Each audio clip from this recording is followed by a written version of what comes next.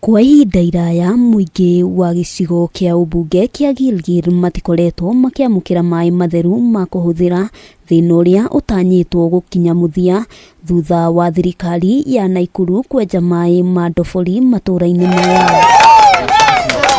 Nĩ tabarĩra ĩrugũrĩtio nĩ gavana wa kaunti ĩno Lee Kinyanjui akiuga mĩtambo ya kũhũra mai marima-inĩ macio nĩ gathĩkĩtwo hinya wa sora nĩguo kweheria mũingĩ gharama-inĩ ya thitima. Kina mama na vikundi ili kuweza kujinua kimaisha.